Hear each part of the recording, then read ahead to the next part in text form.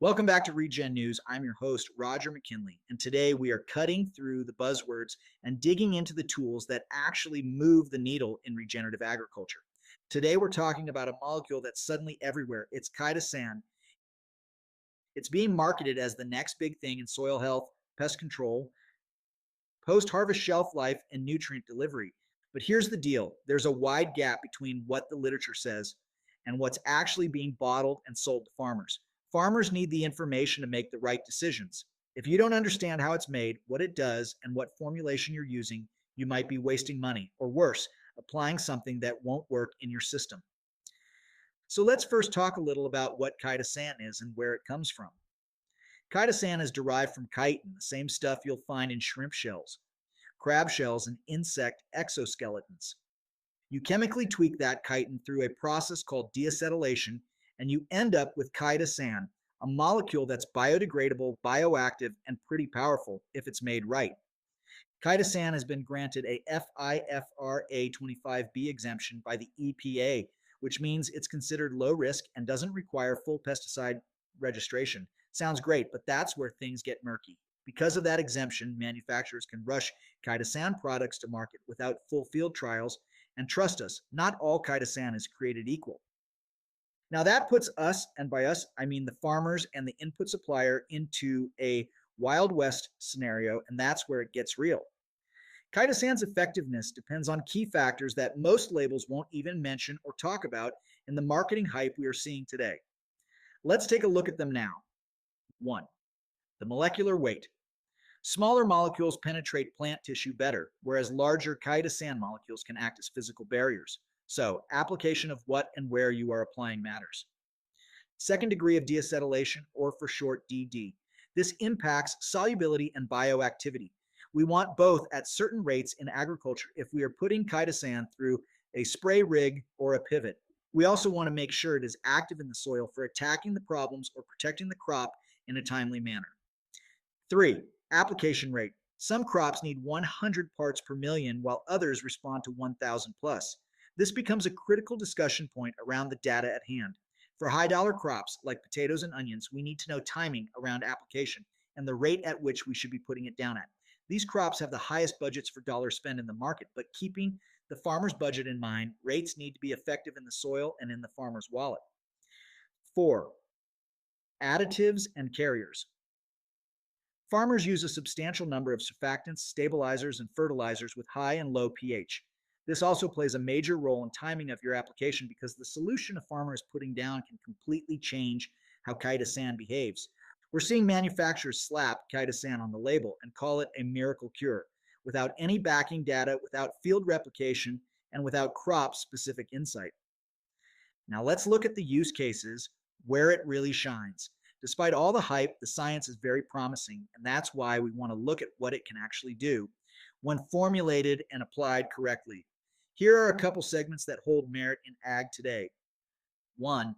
Plant growth and development. If you're dealing with stressed seedlings, late planting, hot soils, or uneven emergence, chitosan might give you a boost. A study on white clover showed that priming seeds with chitosan improved germination rates and seedling vigor, especially under water stress. It works by triggering antioxidant activity inside the seed, kind of like flipping on its internal survival switch. So whether you're planting cover crops in a dry ground or trying to get uniform emergence on onions, chitosan-coated seed could be worth trialing. Just be sure to check the molecular weight and don't over-apply. More is not always better. Second, nutrient delivery. Ever feel like your fertilizer is vanishing the moment it hits the soil? Well, that's nutrient leaching, and chitosan can help slow it down. Researchers have shown that chitosan works well as a natural coating for slow-release NPK blends. Instead of a synthetic polymer, you're using a biodegradable material that gradually releases nutrients right where the roots need it.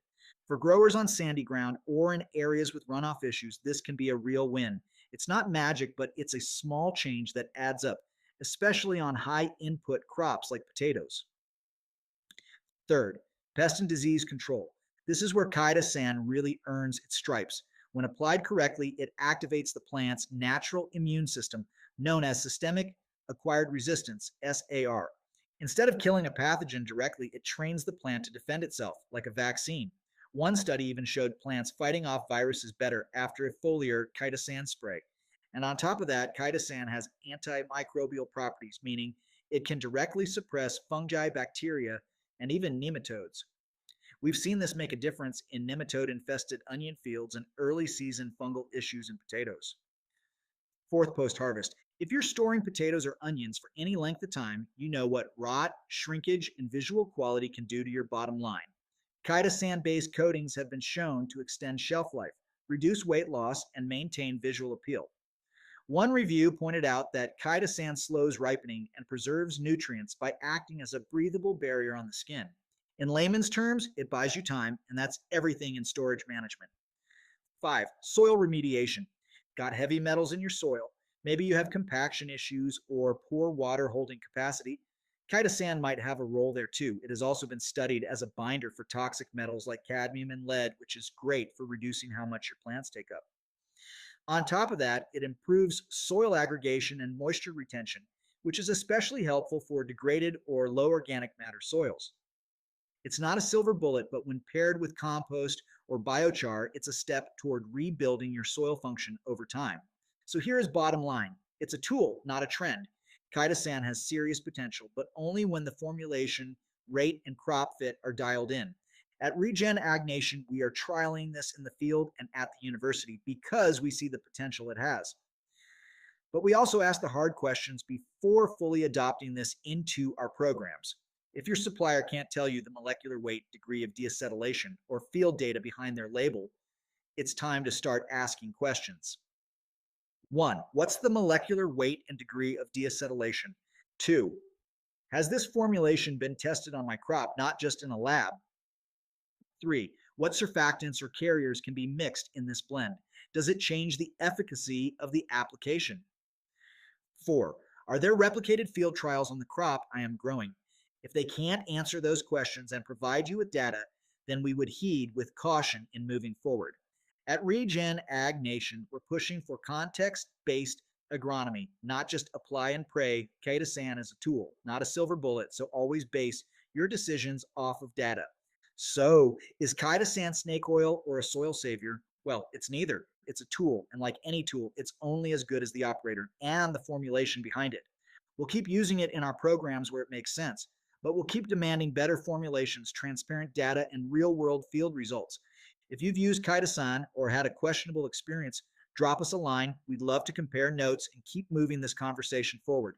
Thanks for tuning in to Regen News. Remember, stay smart, stay skeptical, and stay regenerative.